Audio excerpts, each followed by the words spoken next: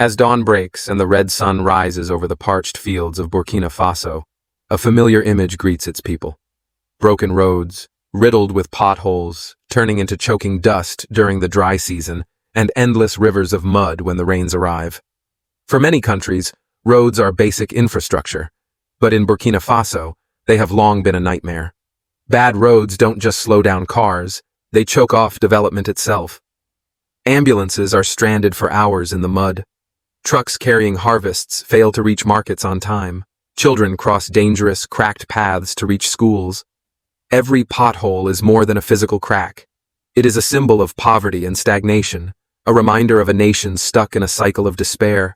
Burkina Faso has carried another burden too, crushing debt. For decades, the country has relied on international loans to keep itself afloat, yet those loans rarely translated into lasting infrastructure. The result is a land both indebted and underdeveloped, where broken roads mirror broken opportunities. To the outside world, Burkina Faso is often reduced to images of political instability, repeated coups, or mines filled with gold exploited by outsiders. Few believed that this small, landlocked nation could spark anything revolutionary. Yet in the midst of this bleak picture, a seemingly absurd idea took root.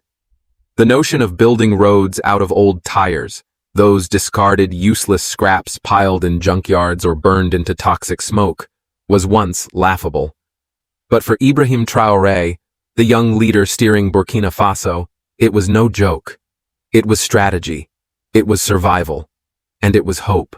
The idea was born from simple observation. Across villages and cities, used tires lay everywhere. They clogged streams, polluted land, and when set on fire, filled the sky with black poison. But combined with a special cement, these tires could become the foundation for roads, strong enough to withstand blistering sun and torrential rains. Where others saw trash, Traore saw opportunity. At a time when Burkina Faso was dismissed as weak and dependent, this project became a declaration. It proved that even a poor nation could innovate, that even a forgotten country could inspire. Roads made from tires were more than infrastructure. They were a symbol of resilience. They embodied the promise of turning waste into wealth, despair into hope. The project also held a deeper purpose, breaking free from reliance on imports. Burkina Faso could not afford billions to import asphalt or concrete, but it had labor, it had mountains of discarded tires, and it had determination. Traore's decision was not just technical, it was political. It carried a message. Development does not have to come from foreign aid or external solutions. It can begin with what is already beneath our feet. Today, when a stretch of tire-paved road opens, people don't just see cement and rubber. They see a lifeline, to the market, to school, to hospitals. They see the beginning of a future built step by step, kilometer by kilometer. They see a new Burkina Faso, bold, defiant, and willing to rewrite its destiny. But this is only the beginning. Alongside tire roads, Traore is dreaming bigger. Artificial canals to fight drought, and a solar-powered city that could redefine the nation's future. What the world has glimpsed so far is only the surface. The true story is just beginning. When the news first broke that Burkina Faso was experimenting with building roads from old tires, many dismissed it as a publicity stunt. Engineers abroad scoffed. Politicians in neighboring countries shook their heads. How can waste become infrastructure? They asked. But on the ground, in the villages and towns of Burkina Faso, people began to witness something extraordinary. Roads that were not only real, but resilient. The process was deceptively simple, yet ingenious. Workers collected discarded tires from dumps, junkyards, and roadside piles. Instead of rotting away or poisoning the environment, these tires were repurposed. They were laid carefully on the ground, arranged like puzzle pieces, before being sealed with a specialized cement mixture. The result was a road surface that blended the flexibility of rubber with the solidity of concrete. Unlike traditional asphalt roads, which crack and crumble under extreme weather, these hybrid tire roads absorbed pressure, flexed with movement, and resisted erosion. In Burkina Faso's climate, where the sun bakes the land at over 40 degrees Celsius and rains can turn dry paths into raging streams, the durability was revolutionary. Conventional roads collapsed under such extremes. Tire roads endured. They bent where others broke. And with every successful kilometer, skepticism began to fade. Economically, The impact was undeniable. Traditional road construction in Burkina Faso required importing bitumen and asphalt, materials that cost millions, straining an already fragile economy. Tire roads slashed those costs by nearly 40%. For a country buried in debt and desperate for affordable solutions, this saving was transformative. It meant more roads built with fewer resources and a government able to stretch its limited budget further. But it also meant independence. No longer at the mercy of volatile import markets, Burkina Faso was building with what it already had. Environmentally, the benefits were equally profound. In a nation where waste management systems were rudimentary, used tires had been a growing menace. They clogged waterways, bred mosquitoes, and when set on fire, belched toxic smoke across entire communities. Traore's project transformed this liability into an asset. Each road built was also an act of environmental cleanup, removing thousands of tires from dumps and giving them new purpose. It was recycling at its most ambitious, nationwide, practical, and life-changing. The human impact, however, was the most visible. In rural villages once cut off for months during the rainy season, new tire roads became lifelines. Farmers who had watched their crops rot because they couldn't reach markets now sold produce in distant cities. Trips that once took 5 hours over dangerous, muddy tracks were cut to just 1 hour. School buses no longer stalled in the mud. Ambulances reached patients in time. For ordinary Burkinabe families, these roads weren't experiments. They were salvation. Equally significant was the wave of jobs created. Collecting, cleaning, arranging, and cementing tires required manpower. Traore's initiative employed thousands of young people, injecting income into struggling households. For years, Burkina Faso's youth had faced staggering unemployment, their futures clouded by poverty and migration. Now, they were part of building something tangible. They weren't just earning wages, they were laying the foundation for their nation's future. Each tire they touched was a step toward pride, ownership, and hope. International observers soon took notice. Engineers from Mali, Niger, and Chad visited to study the technique. European environmental groups praised the innovation, calling it a green road model that could inspire eco-friendly construction elsewhere. Suddenly, Burkina Faso, long seen as marginal in global affairs, was at the center of a conversation on sustainable development. But the story of tire roads was more than technology or economics. It was political. By rejecting dependency on imported materials and international loans, Traore was sending a clear message. Burkina Faso would no longer be trapped in cycles dictated by foreign interests. The roads symbolized sovereignty as much as sustainability. For decades, development in Africa had been framed as aid given, projects imported, expertise borrowed. Now, a small landlocked nation was rewriting that script. Development was not something handed down from abroad. It was something crafted with local hands, local resources, and local imagination. Of course, challenges remained. Skeptics pointed out that long-term maintenance had yet to be tested, and scaling the project across thousands of kilometers would demand careful planning. Some critics accused Traore of using flashy projects to divert attention from political tensions. But on the ground, among the people driving across smooth new roads, such criticisms rang hollow. For them, the proof was beneath their wheels.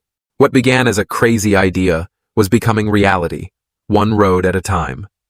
And as the world debated the merits, Burkina Faso was already moving ahead, laying not only rubber and cement, but also the groundwork for a new national identity, resilient, innovative, and defiant in the face of limitations. Yet, roads were only part of Traore's vision. Beyond mobility lay another challenge even more existential: water. Without it, no road, no city, no future could survive. And so, the next chapter of Burkina Faso's transformation would flow not from tires but from canals, carving hope into the dry soil of the nation. If roads are the arteries of a nation, water is its lifeblood. And in Burkina Faso, that lifeblood has long been missing. Year after year, rains fail to come on time. Droughts scorch the land, and when the skies finally open, they pour too much, too fast, washing away soil instead of nourishing it. Farmers, who make up the majority of the population, live at the mercy of the sky. Some years bring abundance, others bring hunger. In the villages, prayers for rain fill the air, but prayers alone cannot irrigate fields. IbrahimTraore knew this harsh truth. Roads could connect farmers to markets, but without reliable water, there would be no crops to sell.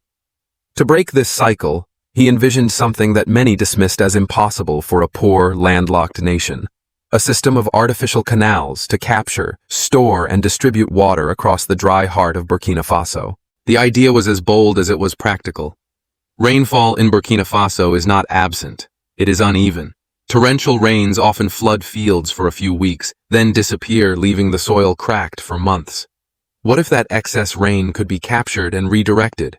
Traore's plan was simple in principle: dig canals and reservoirs to trap water during the rainy season, then release it gradually throughout the year to irrigate farmland. But in practice, it demanded engineering, labor, and vision on a scale rarely attempted in the region. The first pilot canals were built in the country's agricultural belt. Wide trenches, reinforced with stone and clay, snaked across dry plains, leading rainwater into holding ponds lined with vegetation to reduce evaporation. From there, controlled channels carried the water into farmlands, turning dust into fertile soil. Within a single season, the difference was visible from space.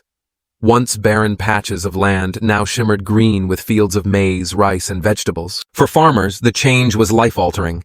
A man who once harvested a single crop per year could now plant 2, sometimes 3.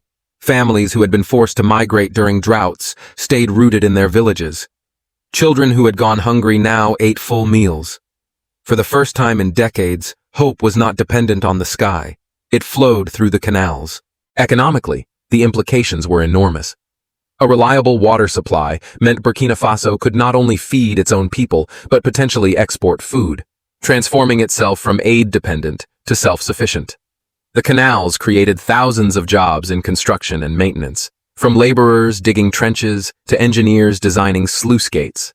Like the tire roads, this was development that paid wages, built skills, and gave ordinary Burkinabe citizens a stake in their country's future.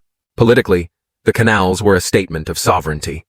For too long, Burkina Faso and much of the Sahel had been framed as victims of climate change, dependent on foreign aid whenever drought struck. Traore's project reframed the narrative. Instead of waiting for international relief, Burkina Faso was engineering its own resilience. By mastering water, it was mastering its destiny. The symbolism was powerful. Water, once the cruel master of life and death, was being tamed by human ingenuity. Villagers began calling the canals rivers of hope. Women who had walked hours each day to fetch water from distant wells now watched it flow past their homes. Farmers who once cursed the sky now planted with confidence, their futures no longer chained to unpredictability. International observers again took notice. Agricultural experts from India, Egypt, and Israel visited to study the canals, impressed by how a poor nation was implementing solutions often reserved for wealthier states. Development agencies praised the initiative as a model for climate adaptation in vulnerable regions. Burkina Faso, once overlooked, was now teaching the world how to turn scarcity into strength. Yet challenges loomed. Building canals across a landlocked nation demanded resources: cement, machinery, skilled engineers that were not always readily available. Corruption and mismanagement, long the enemies of progress, threatened to slow the project. And climate change remained unpredictable. Years of drought could still test the system's limits. But unlike before, Burkina Faso now had a tool, a buffer, a chance. For Traore, the canals were not just about water, they were about identity. They declared that Burkina Faso would no longer be defined by what it lacked, but by what it created. From waste tires to flowing canals, the nation was rewriting its story. From forgotten to innovative, from dependent to determined. And as water began to carve new futures into the soil, Traore looked beyond. Roads and canals were vital, but they were still tethered to old models of development. The next frontier was even more ambitious: energy, to light homes, power schools, and fuel industries without debt or pollution.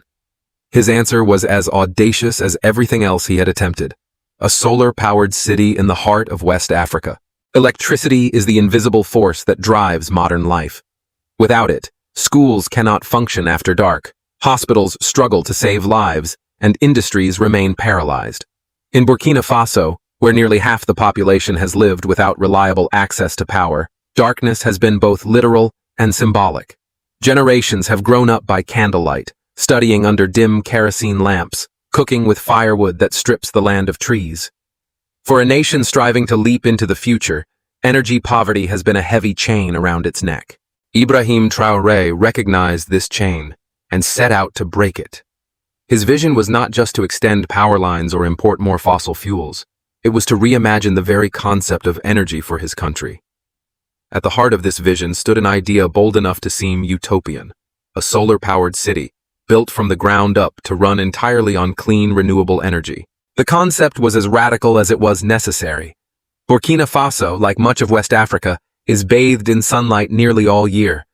What had long been seen as an oppressive burden, the relentless heat, could be transformed into boundless opportunity.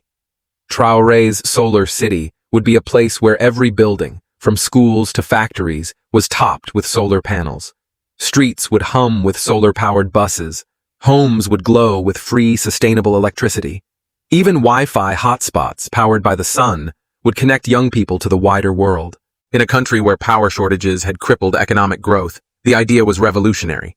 Families would no longer rely on dangerous kerosene lamps. Farmers could refrigerate produce instead of watching it spoil. Children could study at night under bright lights. Clinics could run equipment without fearing blackouts. The solar city promised not just convenience, but transformation, lifting the burden of energy poverty from millions of shoulders. The project also carried profound economic implications. By cutting dependence on imported oil and gas, Burkina Faso would save millions of dollars each year, funds that could be redirected into schools, healthcare, and further infrastructure. Local industries, long stunted by unreliable electricity, could finally expand. The city would create jobs at every stage: manufacturing solar panels, installing them, maintaining systems, and building the infrastructure to support a renewable-powered economy. In a country where youth unemployment is a persistent crisis, the solar city offered not just light, but livelihoods. Equally powerful was the environmental message. Across Africa, nations grapple with the tension between development and sustainability. Many are pressured to exploit fossil fuels for fast growth, despite the climate risks. Burkina Faso, under Traore's leadership, was charting a different path, proving that a developing nation did not have to choose between progress and the planet. By turning to solar energy, the country aligned itself with global climate goals while showcasing African innovation at the front lines of the Green Revolution. Critics, as always, voiced doubts. Could a poor country afford the high upfront costs of such technology? Would corruption or inefficiency derail the vision? Could solar power truly meet the needs of a growing urban population? These questions were valid, but they did not erase the fact that Burkina Faso was attempting what few others dared. Where richer nations hesitated, Traore pushed forward. For the people, the solar city was more than an energy project. It was hope made visible. Young Burkinabé saw in it the promise of a future where they could work, study, and dream without being limited by darkness. Parents imagined their children living in homes lit by clean energy, unchoked by smoke from firewood. Entrepreneurs saw opportunity in new industries and technologies. The symbolism reached far beyond Burkina Faso's borders. Across Africa, leaders and citizens alike took notice. If a small, landlocked nation could leapfrog into renewable energy, what excuse did wealthier nations have? Environmental groups in Europe hailed the project as a model for sustainable development in resource-limited settings. African observers saw it as proof that their continent could lead, not follow, in the clean energy transition. And yet, Traore did not frame the solar city as an isolated showcase. It was part of a larger strategy. Roads to connect, canals to nourish, energy to empower. Together, they formed a vision of a Burkina Faso that was not poor, dependent, and forgotten, but connected, productive, and free. The solar city was the crown jewel, the project that could inspire not just Burkina citizens, but an entire generation across the continent. The world is watching closely. Will Burkina Faso succeed in building this solar-powered utopia, or will it become another unfulfilled dream? The answer remains unwritten, but the attempt itself has already shifted the narrative. Burkina Faso is no longer seen only as a land of coups, droughts, and debt. It is being recognized as a laboratory of ideas, where creativity replaces despair, and where the future is being constructed under the blazing African sun. From tires turned into roads to water flowing through canals, and now to a city fueled entirely by the sun, Burkina Faso is proving that development does not have to be borrowed, bought, or begged for. It can be built, piece by piece, light by light, by a people determined to shape their own destiny. And as the panels begin to rise and the first solar grids flicker with power, the world is left to ponder. If Burkina Faso can do this, what might be possible for the rest of us? In the grand theater of global development, Burkina Faso was never meant to be on center stage. For decades, the world spoke of it in hushed tones, landlocked, indebted, unstable. Its stories were about what it lacked: ports, wealth, influence. But in 2025, under the vision of IbrahimTraore, this overlooked nation has flipped the narrative. From tire roads to artificial canals to a solar-powered city, Burkina Faso is no longer a case study in fragility. It has become a living experiment in resilience, innovation, and sovereignty. And the world is taking notes.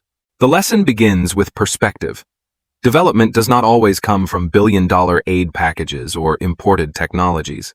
Sometimes it emerges from the most unlikely places: a pile of discarded tires, a seasonal flood, the heat of the midday sun. By reimagining waste as wealth, scarcity as opportunity, Traore has challenged the orthodoxy of how progress is measured. He has shown that ingenuity, not dependency, is the most valuable currency of the future. Economically, Burkina Faso's model is disruptive. Traditional wisdom insists that small, poor nations must wait for investment from global powers or multinational corporations. But the Tire Road project demonstrated that solutions could be homegrown, cost-effective, and scalable. The canal system proved that climate adaptation could be engineered at the local level, without waiting for international handouts. And the solar city, ambitious as it is, signals that renewable energy need not be the preserve of wealthy nations. For African states grappling with debt, population growth, and climate shocks, Burkina Faso's approach offers a roadmap. Use what you have, invest in your people, and dare to innovate. Politically, the impact is equally profound. For too long, Africa's development narrative has been framed by outside actors: Western donors, international lenders, or foreign investors. Burkina Faso is rewriting that story. Its projects are conceived, led, and implemented by Burkinabe hands. International observers may come to study, but they are not dictating the blueprint. This assertion of agency is more than symbolic. It is transformative. It signals that African nations can chart their own paths, free from the paternalism of external solutions. On the global stage, the ripple effects are being felt. Engineers from neighboring Mali, Niger, and Chad are studying the tire roads, eager to replicate them. Agricultural experts from Asia are exploring canal systems as models for drought-prone regions. Environmental groups in Europe are citing the solar city as proof that renewable energy transitions are possible even in resource-limited settings. Suddenly, Burkina Faso, the country once dismissed as peripheral, is shaping global conversations about sustainability, climate adaptation, and infrastructure. But perhaps the most powerful lesson lies in dignity. For ordinary Burkinabe citizens, these projects are not abstract policy. They are lived reality. Roads that connect them to hospitals, canals that bring water to their fields, solar lights that brighten their homes. Each innovation carries not just utility, but pride. The people are no longer passive recipients of aid. They are builders, workers, innovators, participants in their own story. This shift in psychology, this restoration of agency, is as important as the infrastructure itself. Challenges remain, of course. Scaling the Tire Road project across thousands of kilometers will require resources and discipline. Maintaining the canals will demand vigilance against corruption and inefficiency. Building a solar-powered city in one of the world's poorest nations will test the limits of ambition. And climate change, with its unpredictable droughts and floods, remains an ever-present threat. Yet, even these challenges highlight the value of Burkina Faso's experiment. It is not perfection that makes the model compelling, but progress in the face of adversity. In the broader context, Burkina Faso's story resonates with a world in crisis. As supply chains falter, as climate disasters multiply, as trust in traditional powers erodes, nations everywhere are searching for new ways forward. The lessons from Ouagadougou suggest that resilience will not come from replicating old systems, but from daring to create new ones. If a landlocked country, once written off as too poor and too unstable, can reimagine itself, what excuse do wealthier nations have? And so Burkina Faso's journey is more than national, it is universal. It tells us that sustainability is not a luxury, but a necessity. That innovation is not the privilege of the rich, but the responsibility of all. And that dignity, the right to build one's future with one's own hands, is the cornerstone of true development. The world is watching. The skeptics are waiting to see if tire roads crack, if canals dry up, if solar panels gather dust. But others, dreamers, reformers, visionaries, are already inspired. They see in Burkina Faso a laboratory of hope, a place where bold ideas are tested, and where a new model of progress is emerging.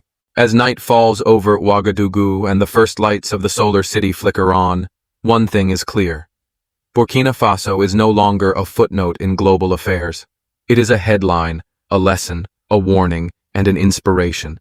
And perhaps, just perhaps, the story of this small African nation is the story of our shared future. A world where resilience is built not by the powerful, but by the determined.